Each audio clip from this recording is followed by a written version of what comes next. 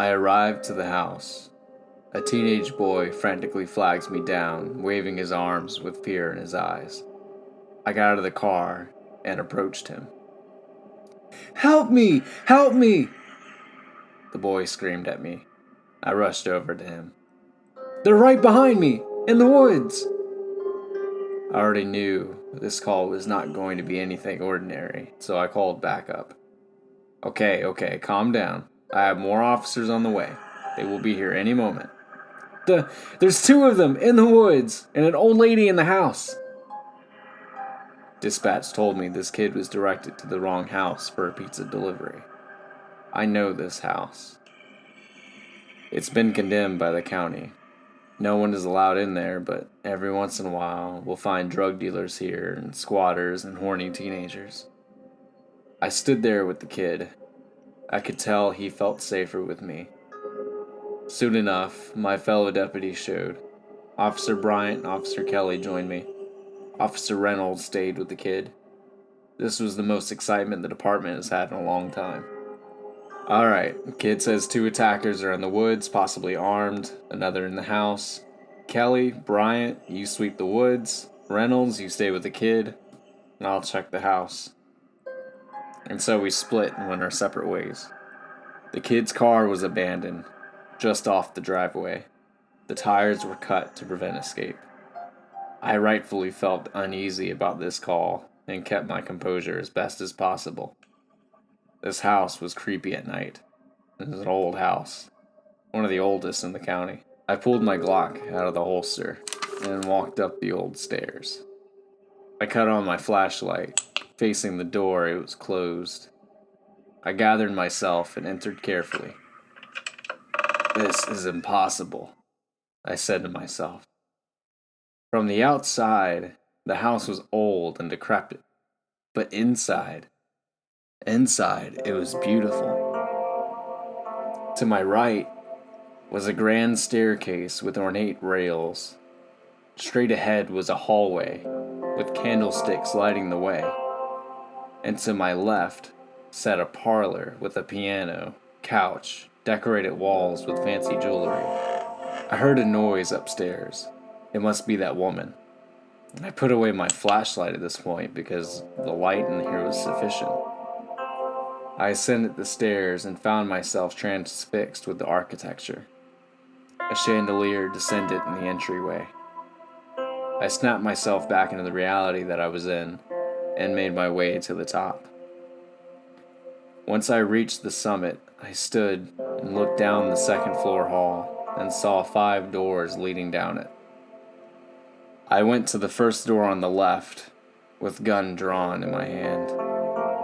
It was a small room, just had an open wardrobe, some knitting supplies and other things. The second door, the first to the right, was the bathroom.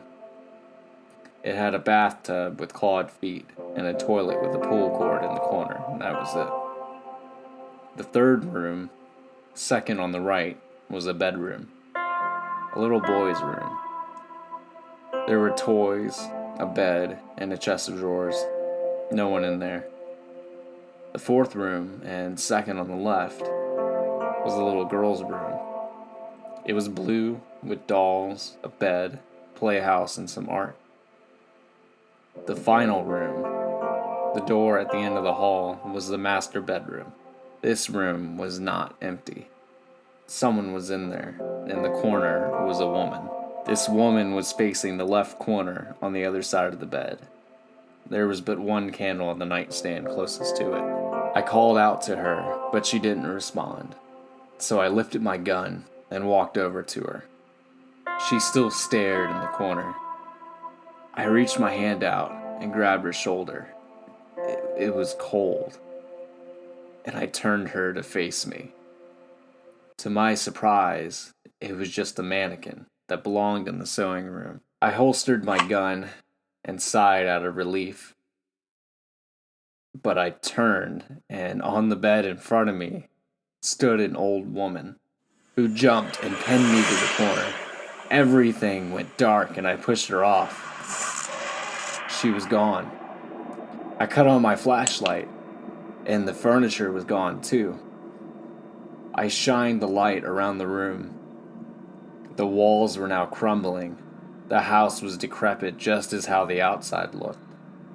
I stood and drew my gun, exiting the room, and walked down the dark hallway and down the stairs. Just then my radio came on. It was Reynolds.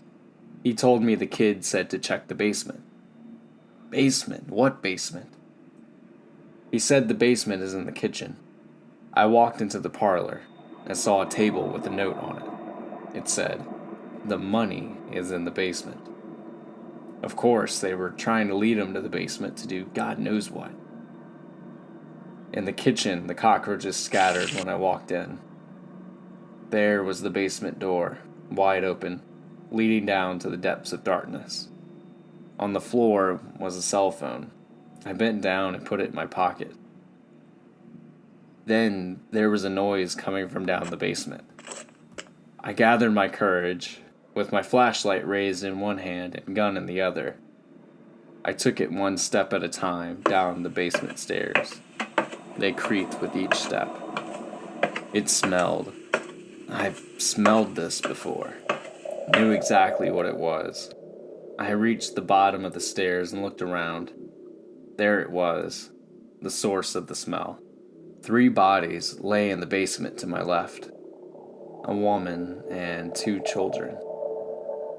I turned to my radio and looked up the basement stairs. "Dispatch, I'm at the house. We have 3 bodies." I turned back to the 3 on the ground, and to my horror, they were standing now, pointing at me. Terrified expressions on their faces, blood dripping from their bodies. I let out a scream and backed up into a person behind me. It was the woman again, eyes black and screaming into my face, grabbing me, knocking my flashlight out of my hand. I fired multiple rounds into her. The gunfire, the only light in the basement. Between each flash, she backed up away from me until my clip emptied out. I felt hands on my shoulders now, pushing me to the stairs. I turned and saw it to be the family. I ran as fast as I could up those stairs, nearly tripping on my way out, and ran out of the house. I turned in a cold sweat and looked back at the house. There was no one. I went to Reynolds and the kid. I told Reynolds to go ahead and take the kid home. I handed him his cell phone and he asked me what I saw. I told him I saw nothing. Bryant and Kelly came out of the woods saying they didn't find the 2 men and that they were long gone. They both asked what I found, and I told them. I found 3 bodies in the basement, and that they got up. We all 3 went back in there and found no bodies, and the smell was gone. The only thing left in the basement was just my flashlight on the ground. I'm telling you, there was a woman and 2 children here. They were gone. I'm not sure if they believed me, and so I sure as hell wasn't going to tell them about the house changing or the old woman. The ambulance arrived soon after, and I was the one to tell them that they weren't needed. There were no bodies, at least none living. The next day, we put out a search for those 2 men based on the description the kid gave us. I'm not holding out hope, they're probably long gone by now. After what happened at the house, and I mean what I saw, that was real, and I know it. I tracked down the previous owner of the house, Randall Cummings, who wasn't very far. In fact, he was still serving time in the county jail for 2 life sentences. I read up on the case file and remember in my early days starting out what happened. In 1999, this man killed his wife and 2 children. He poisoned his kids and shot his wife when she came home from work. I got the chance to sit down with this man, to listen to his story, and well now, I'm certain of 2 things.